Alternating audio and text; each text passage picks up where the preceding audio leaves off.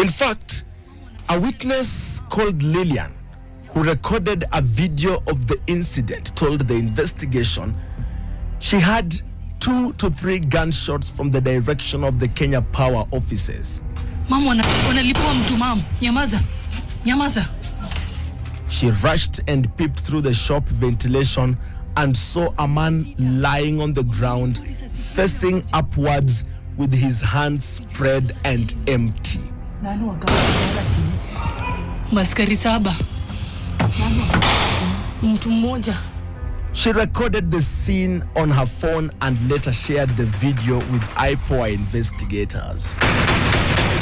She further stated that shortly after, a vehicle with registration number KCD 660U arrived at high speed and parked near the body, after which a tall man in a white t-shirt and red Marvin alighted and shot Victor several times before touching the body, ostensibly to confirm he was dead. 2 other men armed with long guns were also firing in the air to disperse people as they collected bullet casings, while a Somali man was seen making phone calls. Mama punge tumefanya vizuri kufunga watoto jamani. Gari imekuwa imepaka hapo, hiyo Prado, alafu ingine imekuja sahi. Ndio hiyo Prado inaenda. Alafu kuna yenye imekuja sahi. Wacha ni zoom KCD 660U. 1 2 maskari 6. Wawili wanakaa horia. Sijui maskari wamevaa civilian tu. The witness went ahead to say that she also saw a police vehicle arrive, from which a man in a red jacket and black trouser alighted and went where the body was, touching it. And another short man in a blue Marvin and black trousers was also seen shooting at the victim.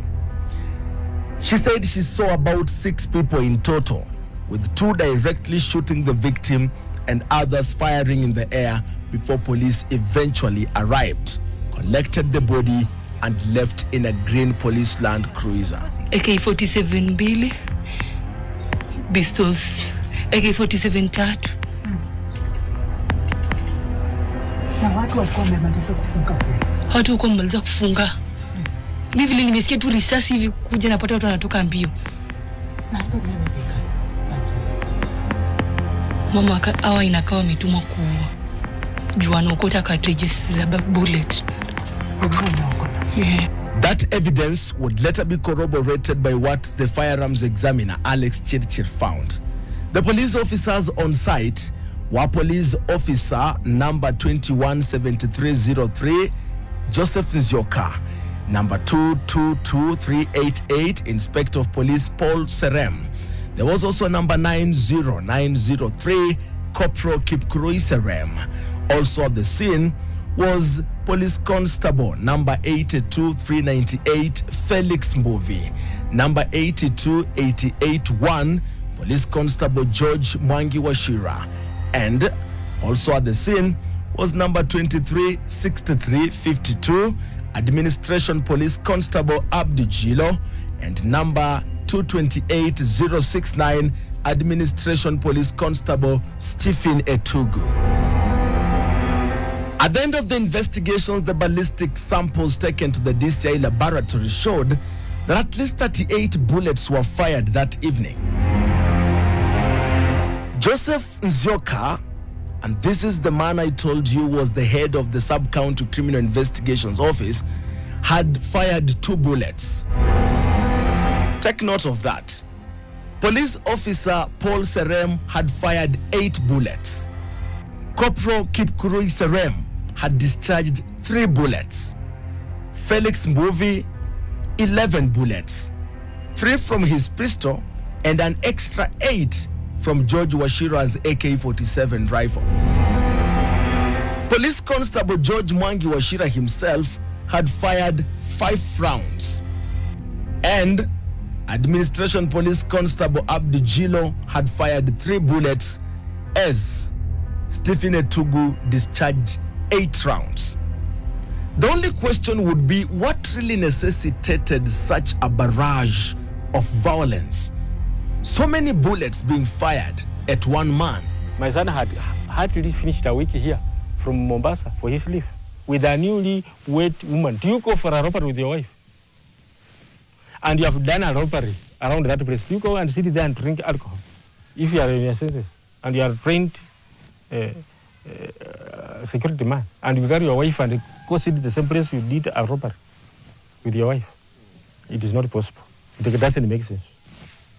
Even a child who was just stolen a pencil from somebody's bag would want to run away from that bag. Now, by asking you to remember that Joseph Nzioka, the DCIO, fired 2 bullets, is because despite his own admission, none of the evidence on the ground linked him to any shooting. And this is very typical of senior police officers who are ready to give instructions to junior police officers but have a way of covering their own tracks. If this case would have gone to full trial, there was no way, even in the IPOA report, that the investigators could link the head of the Criminal Investigations Department to the shooting of Victor Lubakaya, because no casing, no bullet, and no any form of evidence linked him to the killing. But the remaining 6 police officers, despite the fact that he's the one who led the operation and gave the other police officers the instructions on what they were dealing with and how to respond. So, what do you call a death that one institution sees as murder and another treats as lawful force? Whichever interpretation one favors, one fact survives. The IPOA investigations shattered the simplicity of the original police story. After it, no serious telling of Victor Lubakaya's death can rest comfortably on the word shootout alone. That word has been too wounded by evidence. In short, we are saying that evidence shows there was no shootout. In fact, in the other matters, they mentioned that he was armed with a pistol, which was a toy. And in the same place, they say they exchanged. With my ignorance in security matters, can a toy pistol exchange with live guns? Because they exchanged using a toy pistol. Does it make any sense? That he had a toy pistol and they really exchanged, which means he was shooting, they were shooting. A toy pistol, which they was in their position. Secondly, they took his phone and said he had exchanged calls and messages with other people. Thugs. Why did they disappear with that phone? It was supposed to be produced in court with evidence with the people he communicated with.